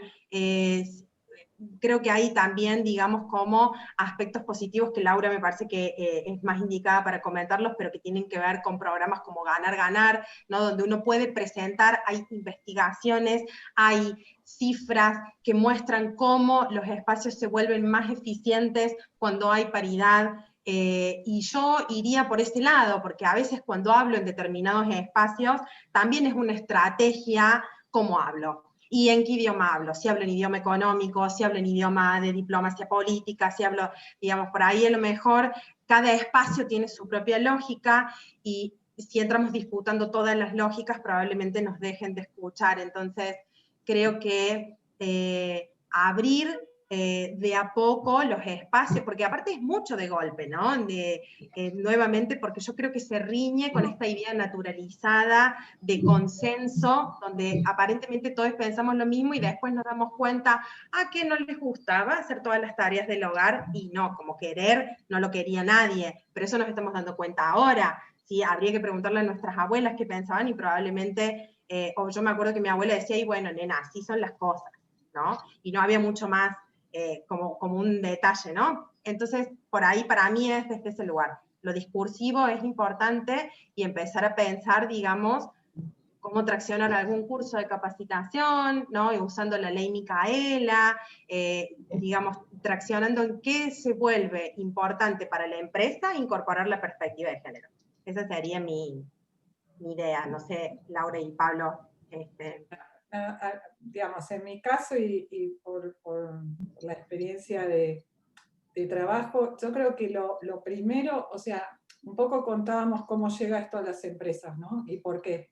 Llega de la mano de esto de pensar la empresa no solo desde el resultado económico, sino del impacto social y medioambiental, y del compromiso que firmaron internacionalmente hace ya 20 años, lo digo por los 25 de Beijing, ¿no? De las empresas autocomprometerse a avanzar en esa línea, ¿sí? Ustedes me dirán, quizás porque muchas temían que si no se autorregulaban las iban a regular. Yo lo que digo es, por convicción, por coerción o por conveniencia, las empresas están trabajando en estas líneas ya hace varios años y obviamente de la mano de estas grandes empresas ha ido derramando hacia las pymes y hacia empresas mucho más pequeñas, porque son la cadena de valor, y la empresa sabe lo que es una cadena de valor. Uno se piensa no solo en relación a sí misma, sino en relación a sus clientes, sus distribuidores y hacia sus proveedores. Entonces, lo mismo que está sucediendo con lo medioambiental sucede con estas cuestiones sociales. De ahí llega el tema de igualdad de género. Ahora, lo primero que yo haría cuando uno quiere introducir estos temas es ver dónde está parada la empresa. Y si tengo un sponsor internamente que pueda bancar el grado de cambio.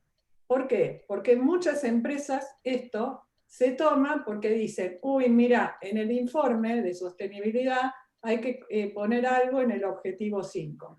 Entonces, nada, llega el 8 de marzo, vayamos a dar una charla. Invitamos a 3 empresarias que tienen un discurso netamente machista, y que dicen que hicieron carrera porque contrataban a alguien que que tenían una ama de llaves que le sostenía la valija, y con eso, digamos, creen que están cumpliendo, tachando el tema de género. Y lo digo con cierto humor y sarcasmo ya a esta altura, pero también, porque a mí también me contratan para dar esas charlas el 8 de marzo, me contratan para llegar a la empresa, y también es cierto que a veces, y recuerdo una charla, no voy a decir en dónde ni con quién, pero que me invita y yo digo, bueno, voy a dar una charla para entender qué hablamos cuando hablamos de género. Venía el número 1 de la empresa, solo abrir, ¿no? Va a abrir la charla, que era para, o sea, para todos los niveles jerárquicos. Bueno, yo empiezo a dar la charla, lo hago mucho más liviano que lo que estábamos trabajando acá, en el sentido más o menos de explicar por qué el género es no binario, y explicar, también entendiendo que a la empresa le va a llegar gente que puede elegir transitar un cambio de género durante el proceso o demás, presento que el género es no binario y que el género es móvil a lo largo de la vida, y que la ley, hoy no es el Estado quien te dice que si sos varón o mujer, sino que vos se lo declarás al Estado. Tan light como eso. Él mientras quedó como en el pasillo y quedaba escuchando. Y veía que no se iba. Y yo de reojo, viste, por la cola del ojo, miraba y digo, y no se va, y no se va, y no se va. Hasta que en un punto, y lo veía, viste, y me dice, pero ¿cómo? Al final, yo lo que me quedo pensando de lo que estás diciendo, pues me tenía que ir, pero yo, al final, pero no soy hombre, no nací así. Me decía. Y dice, ¿y cómo es que no es, que es una construcción? Bueno, me reí de ahí, digo, porque de ahí algo quizás se movilizó, y había mucho chico joven, que le parecía como que era una obviedad que lo que era la sexualidad, el género, y se armó una discusión como interesante.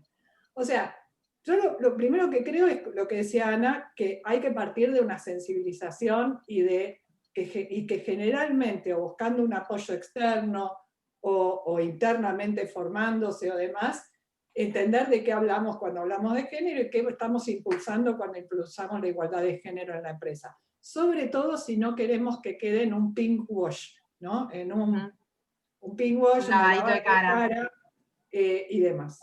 Y aparte, porque creo que si se impulsa eso, además de hacer una buena acción, como hablábamos en términos de derechos humanos, es un buen negocio, pues son espacios mejores para trabajar todos.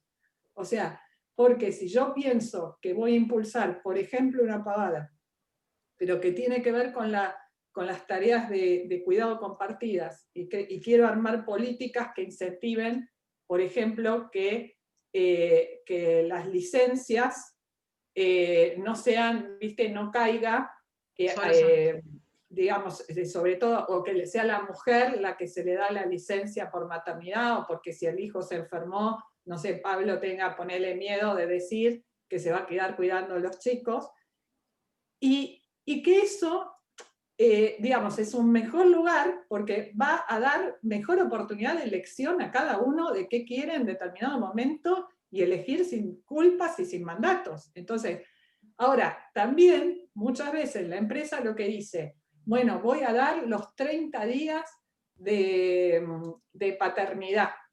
Y ves, cric, cric, cric, cric, que no se los toma ni el loro. Entonces, me pasa en varias empresas que trabajamos que le digo, a ver, relevás, ¿por qué no se lo toman? Claro. Y no se lo toman porque o va a ser un tallerudo, o porque le va a afectar el desarrollo de carrera, como se le afecta a la mujer que se lo toma. Entonces, generalmente, Lau, perdón, la primera imagen transparente que tenemos, y por eso está bueno áreas de recursos humanos, con personas que aunque no estemos a cargo de toda el área, tengamos perspectiva, porque nos permite hacer esta lectura no androcéntrica. El imaginario es que los varones no les gusta, no se quieren quedar, no les interesa, les gusta más venir a trabajar, ya arreglaron con su señora, que ella los va a cuidar porque ella se lleva mejor con los chicos, lo entiende mejor, lo tuvo en la panza, bueno, todo lo que nos imaginamos con relación al cuidado, y en realidad hay sanciones imaginarias de masculinidad si si un varón se toma la licencia de paternidad. Eso que queda invisibilizado, que no lo vemos porque asumimos desde un sesgo androcéntrico el por qué los varones no acceden a la licencia. O que creemos que con el cambio normativo alcanza, y sin el cambio cultural, y sin el cambio individual de trabajo sobre uno mismo, menos alcanza. Entonces, mucho tiene que ver también qué nos pasa a nosotros con nosotros mismos. Porque en realidad sobre esa trama de poder y de saberes que estábamos hablando se construye lo identitario, entonces no es tan fácil, Pablo, como me tirarás ahí estaría bueno que psicología, también a pero Pablo. decantar nuestra construcción identitaria no es de un día.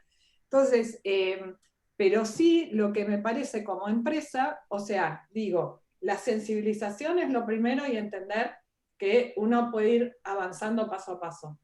Medir es fundamental, o sea, y también medir y entender la situación de la empresa en relación a la idiosincrasia de la empresa y a la industria. Digo, si yo soy una empresa básicamente empleadora de mujeres, no es lo mismo que si estoy en la metalmecánica, donde quizás las operarias, por ejemplo, son escasas, o sea, tenés como distinto problemática, ¿sí? Y eso también hay que entenderlo, porque si no es la moda, ¿viste? Es la licencia, vamos con la licencia. Y tenés 3 mujeres, ¿viste? Y no movés la aguja. O está la moda de la charlita, y vamos todos por la charlita. O sea, es entender dónde, porque la empresa es básicamente palancas, ¿no? Palancas, donde con menos obtenés más. Entonces, para eso tenés que entender lo idiosincrásico y ver dónde, con menos resistencia, con menos recursos, con posibilidad de invertir, si se quiere, se puede obtener un mayor impacto, porque tiene que ver con las características de mi población, de mi cultura, de dónde esté esa empresa ubicada y demás. Y sobre eso es medir e ir mostrando los avances que se van obteniendo. A mí, otra de las cosas que me pasa es que te llaman a trabajar para género y le digo, ¿y cuántas mujeres hay? No tienen ni idea. Me dicen, no, porque esto llegó de Brasil, de allá, de acá. Entonces, porque las mandan de la matriz, de la central, o lo vieron en una charla y se les ocurrió. Yo digo, ¿viste? O sea, lo primero, si se lo vas a hacer con conciencia, es, entiendo dónde estoy parada, entiendo qué me propongo y voy midiendo, acompañando y comunicando, porque cuando la gente ve el impacto positivo, también se mueve la rueda más fácil, ¿viste? Y las claves de las 3 cuestiones que tenés para trabajar es lo que hace, lo primero que para mí es natural en la empresa que trabaje, natural entre comillas, es todo lo que hace la autonomía económica. O sea, brecha salarial, acceso a posiciones de alta dirección, los procesos de selección, como decía Ana Paula, todo lo que hace a que accedan de igual manera al empleo, tengan igual oportunidad de desarrollo, tengan igual oportunidad de las remuneraciones, contribuciones y paga. Y ahí otra de las cosas que todas te dicen, no, nosotros pagamos igual por puesto. No, no pagan igual por puesto porque medí la brecha viendo todo el payroll que va a varones y todo el payroll de mujeres, y vas a ver que entre auto, bonus, celular, las diferencias de banda y demás, hay por lo menos alrededor del 30. Esa es la primera. Y en el espacio público, Pablo, vos cómo lo ves, digamos, cómo es la bajada entre las políticas públicas, no me acuerdo bien cómo era la pregunta de Belén, ¿cómo era Belén? ¿Cómo era la bajada? ¿Cómo derrama desde lo nacional y lo internacional, lo nacional, a las distintas capas de lo público y los distintos ámbitos? Eso es lo que entendí, Belén. No sé. Sí. Y agrego una cosita más, es como esta brecha entre eso público y esto privado que hablamos, como que esto que decíamos, ¿no? Como si la parte privada no lo decide, no hay sensibilización desde una actitud proactiva, no se hace. Sí, es interesante. Bueno, no sé, también me preocupa el tiempo, pero sobre todo, antes de responderte, porque había una pregunta ahí de Anaí, también que querías preguntar algo, a ver si se complementa, y así no dejamos a alguien sin respuesta también. Me parece bien. Bueno, justamente era del mismo tema. A mí me pasó de estar trabajando en el gobierno de Córdoba cuando se empieza a implementar la ley Micaela. Yo era monotributista, así que a mí me tocaba el último aprenderla, pero era la que estaba enfrente de la gente. Yo atendía a la gente cuando venía. Entonces nosotros la reclamábamos y la recibimos con mucha alegría a la noticia de que nos iban a capacitar. Se empezó desde los grados más altos, desde los directores hacia abajo. Y me he pasado de charlar con gente de otras jerarquías, más que nada también con la gente de otra edad, que no lo querían hacer, algunos la rechazaban porque era obligatoria. Y nosotros decíamos, es obligatoria porque si no, no lo estás teniendo. Y nos generamos este debate de cómo hacer para educar a una persona que se resiste, y cuando se lo impone como obligatorio, es peor todavía la resistencia. Entonces, no sé, al final nos quedamos con la duda de decir, ¿cómo hacemos para llegar al que no quiere, pero el que lo tiene que hacer por el puesto que tiene, por supuesto? Y bueno, como decís, ahí y en relación a lo otro, las políticas públicas, y aquí en el grupo hay una persona que es experto en eso, que es Jaime, así que si quiere sumarse en algo puede participar también. Primero, creo que no, digamos, uno que digamos, ha transcurrido tiempo en esto, ¿no? Más allá de la teoría, la política pública no la debe... No es el único responsable el Poder Ejecutivo, ¿no? Esto creo que es una concepción importante a tener en cuenta, un poco también por lo que contaba Laura y Ana. Digamos, las políticas públicas las generamos entre todos, digamos, la política pública de alguna forma es la respuesta a demandas, ¿no? Y no es el poder político, ¿no? El poder político sí tiene que brindar los recursos y de alguna forma las regulaciones para que esto se ejecute, como decías vos de la ley Micaela, debe haber una pauta, digamos, y debe haber recursos para que haya educadores, haya materiales, haya espacios para desarrollarse y demás. Pero, digamos, si la sociedad como tal, y está muy interesante este espacio de ustedes, justamente que es lo que hablábamos anoche con Ana Paula, que estábamos conversando sobre el rol de ustedes también en esta formación, en estos espacios. Si ustedes no, digamos, no toman iniciativas, ¿no? Realmente no se empoderan, pero no empoderarse de decir quiero tener el puesto de jefe, empoderarse, digamos, de empoderamiento de derechos, ¿no? Y de una posición también de dignidad humana, de ser reconocido, ser reconocida, validada, no ser tolerante a la discriminación, ¿no? Todos estos aspectos son los que como sociedad generamos la política pública, ¿no? Digamos, de alguna forma hay una demanda social de que debe desarrollarse algo y el poder político debe actuar en relación a eso. Al día de hoy, digamos, desde la política nacional, y ya viene desde tiempo antes, ¿no? Ahora se va visibilizando más, ¿no? Que empiezan a existir los ministerios de la mujer, entonces ya esto significa no solamente que hay una ministra, sino significa que tiene presupuesto, que básicamente es la parte más importante para que haya una política pública. Y a partir de allí se van desarrollando las acciones que necesariamente impactan al ámbito empresarial y al tercer sector, ¿no? Las ONG, y después aparece toda la trama de profesionales y de referentes de la sociedad, los referentes comunitarios, y cada uno de los ciudadanos que tenemos que adherirnos a estas políticas y reclamar la existencia de esto. Esto es bueno, justamente el tema que hablábamos con Ana ayer, que como comunidad y como sociedad y como individuos, cada uno de nosotros y cada una de nosotras, debe exigir al poder político, ¿no? A las autoridades, debe exigir resultados de esto. Digamos que esto que antes, bueno, preguntaba, de cómo llega y cómo se va desarrollando a nivel de la sociedad, la política pública, necesariamente, si no lo sabemos es porque algo está fallando. Digamos, no estamos pidiendo resultados.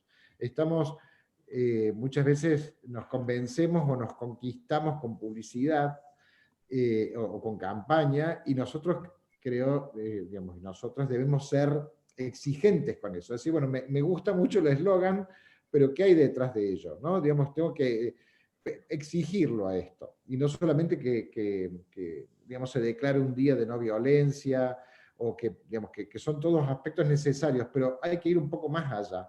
Esto también habla de una sociedad, de una ciudadanía responsable, ¿no? De exigir resultados, de visibilizar las políticas, ¿no? Las campañas, por ejemplo, de los políticos que hablan, ¿no? Antes de los momentos de las elecciones. Yo no sé si la comunidad que ha votado recuerda los planes que se hablaban en relación a las acciones que se iban a desarrollar en esto, los códigos de ética que se iban a implementar en los órganos públicos, los protocolos de denuncia que se iban a generar. Esto va pasando el tiempo y esto no está, digamos, esto hay cosas que se desarrollan y otras que no se desarrollan. Entonces, creo que ahí nosotros y nosotras como comunidad debemos exigir la respuesta, y así es para que realmente la política pública llegue a la comunidad. Y a mí me gustaría, ahí se me ocurrió mientras hablabas, Pablo, otra alternativa en esto que decíamos, bueno, las políticas públicas, por supuesto, se motorizan desde el Ejecutivo, desde los ejecutivos provinciales y los ejecutivos nacionales, y son quienes dotan de presupuesto, pero también se me ocurrió que si solamente esperásemos que las políticas públicas tuvieran lugar y fueran perfectas cuando son perfectibles, también habría a veces pocas posibilidades de mover y resquebrajar estas estructuras, porque como vimos, atraviesan transversalmente a la sociedad. Entonces, en esta línea de lo que decía Pablo, me parece interesante estos espacios como espacio de tender redes. O sea, yo estoy viendo que ahí en el chat están todas pensando en las formas en las cuales se llevan adelante las entrevistas laborales. Y muchas están en áreas de recursos humanos. Entonces, tiendan redes, armen protocolos, propónganlo, son formas de intervenir, y son formas de intervenir tomando las herramientas que tienen, ¿no? De las políticas públicas, las políticas que están pensadas para los sectores privados, digamos, hay como... me parece que esto, ¿no? Estos espacios potencian incluso la posibilidad de trazar redes entre personas, no mujeres, entre personas que están interesadas con la temática de pensar patrones alternativos de relacionarse con menos sesgos negativos de género. ¿Sí? Me parece como que sería también una buena... Sí. Porque si no, a veces nos quedamos como medio desamparados frente a la idea de que es solo el Estado el que va a generar la respuesta y el cambio, y si los ciudadanos no quieren, y si se resisten, y bueno, el cambio genera resistencia, ¿no? También es un componente sí, mudar. Pero claro, esto que decís creo que está muy bueno. Al día de hoy, por ejemplo, existe la red de igualdad. No te escucho, Pablo. Que me parece que se cortó. Ay, sí. Te congelaste, Pablo, quedaste en red de igualdad y ahí quedó. Sí. Pensé que nos ibas a dejar con el misterio. El misterio de la... No, pero por ejemplo, existe esta red de igualdad para nuevas masculinidades, y que se ha desarrollado y ha iniciado en Córdoba, pero se ha extendido a todo el país, donde un poco tiene que ver esto que decía Ana Paula, que es tanto empresas como ONG, como particulares se suman a este espacio de que cada uno aporta algo a ello, ¿no? Tanto de formación como de ser recursos para tratar o intervenir en temas no solo de violencia, sino también la de transformación, de construcción, ¿no? Espacios de asesoramiento, que son redes de libre acceso, que son gratuitas, ¿no? Que simplemente es un espacio de compartir esto que estabas comentando, que necesariamente debe responder a estas necesidades que se detectan, ¿no? El Estado obviamente no lo puede todo. Sí es responsable de generar, ¿no? Esto, yo no quiero sacar este lugar porque lo debe tener, ¿no? Entonces, para mí esto es una posición que creo, bueno, no sé, pero es personal por lo menos, que yo creo que sí debe la comparto. Y Karen, y todas nosotras debemos justamente promoverlo, extenderlo, compartirlo, y estos espacios también en la universidad misma, ¿no? Nosotros acá en la universidad estamos trabajando justamente en esto, estos espacios, y desarrollar investigaciones sobre esto, ¿no? Y de todo esto que decías vos de la licencia, ¿no? Y tratar de, bueno, cada acción que vemos que hay un espacio de oportunidad, ¿no? El lactario, por ejemplo, que era algo que no se había pensado, y ahí, bueno, Agostina, vos y el equipo empezaron a pensar, hace falta esto, ¿no? Y a lo mejor, claro, desde el punto de vista del varón, dice, ¿para qué un lactario, ¿no? Y entonces, claro, uno empieza a generar y se van produciendo cambios y después ya se naturalizan de tal modo que es, bueno, deja de ser un reclamo, ya es parte de lo cotidiano nuestro aquí. Así que está bueno esto de empezar a articular en redes y en comunidad. Sí, y nada, y esto del lactario, ahora cuando haya más Mircos, que son las nuevas generaciones, también va a servir para aquellos que desean maternar y no sean mujeres, ¿no? Exacto, exacto. Así que, ¿Cuál? sí, a ver, me parece que un poco en esta línea es pensar, primero no hacer foco en aquellos que, igual a uno le pasa, que viste que querés que todo el mundo se sensibilice o esté de acuerdo, y es, como decíamos antes, estás moviendo lo identitario de una persona, entonces le estás diciendo que aquello sobre lo cual construyó su identidad, en realidad es movible. Habría que cuestionarlo, y es difícil, digo, hay fenómenos, no sé, yo, mi abuelo, que nació al principio del 1900, mi abuelo era una generación donde no entendía a los adolescentes, porque fue una generación donde el concepto de adolescencia no existía, se pasaba de niño a adulto. Y esto se ve en las fotos, en las películas, en los libros. O sea, venían de Europa a los 16 años y no decían, ay, no, vino un niño o eso, algún adolescente, o gobernaba un adolescente o un niño. Era el concepto de adulto. Entonces, digo, es cierto que uno tiende a creer que, viste, y vos hoy a cualquier adolescente le preguntás sobre la adolescencia y cree que siempre existieron adolescentes. Claro. ¿Viste? Y cómo, ¿no? Y yo creo que en eso es eso, entender que aquellas cuestiones donde uno va anclando lo identitario, en realidad es móvil, va cambiando y también cambia en relación a las culturas. Y si ustedes ven los países con mayor igualdad de género, no por nada son países de orígenes de tribus germanas y celtas, básicamente. O sea, para la concepción del celta, el poder es una mesa redonda, ¿no? No hay centralidad, las mujeres tenían derecho al divorcio, a la propiedad, ya digamos, antes de Cristo. Y eso se mama en la cultura, y se mama al punto que la mayoría que conserva las monarquías tienen monarcas mujeres, porque la legitimidad es de sangre, no es de género. Entonces son culturas donde digamos, obviamente adoptan, o cuando dicen, bueno, Dinamarca ya como que va a avanzar a no tener, viste, categoría de género ya en lo educativo, ni, viste, que no está ni en los jardines. Vos decís, bueno, pero vienen de una cultura con sus diosas celtas, que es muy distinta a quizás como nos criamos nosotros, que ibas, o en mi caso de chica a la iglesia, y que te decía que que la mujer salió de la costilla de Adán, imagínate, o que Dios creó primero al hombre y después a la mujer. Bueno, o sea, pero esas son desde chica como... te enseñaba que iba a ser un tema subordinado, ¿no? Claro, pero esos son como los patrones simbólicos que son interesantes pensar cómo se constituye el género a través de eso, ¿no? Porque por más que a lo mejor hoy haya múltiples formas de relación con la iglesia, digamos, sí, y haya por ahí, bueno, nosotros somos un Estado que tiene libertad de cultos, pero con una centralidad de la iglesia católica, independientemente están en la constitución del imaginario de género. Sí. Entonces está bueno pensar cómo es, como decías Anaí, en nuestros símbolos. Claro, son los símbolos culturalmente disponibles. Y por eso es interesante pensar ahí, Anaí, por qué también genera tanta resistencia en distintos grupos etarios.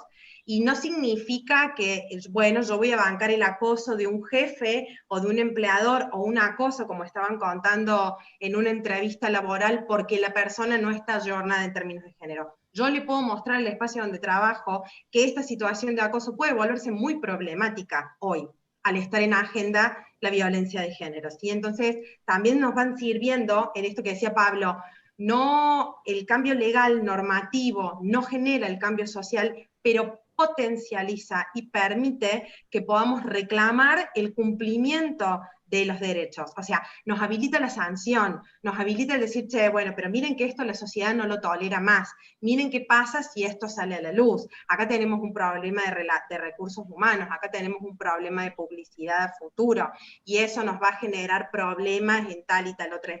Y en esa red, digamos, ustedes pueden empezar a pensar estas estrategias, porque ha sido así siempre, de estrategia en estrategia, porque estamos disputando relaciones de poder. Nadie va a abrir la puerta y va a decir, vienen a modificar el status quo, bienvenidos todos, repartimos todo el poder que tenemos. No, es con estrategia y con, yo creo que esto, ¿no? Desnormalizar aquello que genera daño, porque al fin y al cabo, lo que pensamos cuando pensamos género, pensamos en la exclusión, o sea, estamos pensando en lo que se excluye, estamos pensando en lo que discrimina, en lo que se deja afuera, ¿sí? En lo que se deja afuera por una condición determinada que es cultural, ¿sí? Yo creo que esto era hasta las 7 y sí me voy a tener que desconectar muy puntual, pero no sé si alguien más quería hacer alguna pregunta, tenemos capaz que lugar para hacer alguna intervención más. No sé, Carlota, cómo vamos con el tiempo, pero creo que... Sí, quedan 6 minutos. Quedan 6 minutos nada más. Si hay una pregunta más en el chat, viene todo más una cuestión de reflexiones, por lo menos no hay ninguna pregunta, pero si alguno quiere prender el micrófono y hacer la última, la trabajamos entre Pablo, Ana y Laura y ya le damos cierre a la charla. ¿Alguna pregunta? ¿Alguna pregunta más? O algún comentario que quieran dejar. Hola. Melissa. Sí, Melissa. Hola. Hola, chiques, hoy. Yo quería hacer un comentario, más que nada para las compañeras, para las mentí. A mí me pasó de encontrarme en la Siglo, estoy finalizando abogacía, y encontré en la Siglo un espacio de formación en género para el futuro profesional. Y me llamó mucho la atención, así que quiero felicitarlos como estudiantes.